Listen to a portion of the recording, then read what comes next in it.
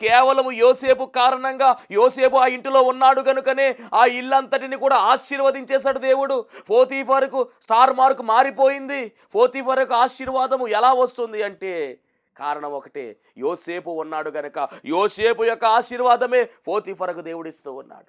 ఎంత గొప్ప విషయం! దేవుణ్ణి కలిగినటువంటి వారు ఎక్కడైనా పని చేస్తూ ఉంటే ఆ కంపెనీ వృద్ధి కలుగుతుంది. దాంట్లో ఏమాత్రం తిరగలేదు. మందిరానికి వెళుతూ ఆయన ఆరాధిస్తూ ఆయన సేవిస్తూ ఉంటే కనుక ఖచ్చితంగా మీ ద్వారా మీ బాస్ అభివృద్ధి పొందుతాడు. మీ ద్వారా కంపెనీ వృద్ధి చెందుతుంది. ఇది గమనించాలి. ఎందుకంటే దేవుడు ఆశీర్వాదం ఇస్తాడు. ఒకవేళ మీ యజమానుడు అనుడవచ్చు, అయినప్పటికీ మీ వల్ల ధన్యుడవుతాడు. ఇంట్లో ఏమాత్రం తిరగలేదు. అంటే మన భక్తి జీవితము, మన ఆశీర్వాదము మనతో ఆగిపోకూడదండి. అన్యులకు కూడా ఆశీర్వాదం వెళ్ళాలి. వాళ్ళు గ్రహించాలి, ఎందుకు ఈ ఆశీర్వాదం వస్తుంది, ఎందుకు నా కంపెనీ వృద్ధి చెందుతుందంటే ఇదిగో అతను దేవుడిని నమ్ముకున్నాడు, అతడు ఆశీర్వాదం పొందుకుంటున్నాడు, అదే నాకు ఇస్తున్నాడు దేవుడు, కాబట్టి నేను దేవుడిని నమ్ముకోవాలనే విషయము వాళ్ళ గ్రహింపులోనికి వస్తుంది.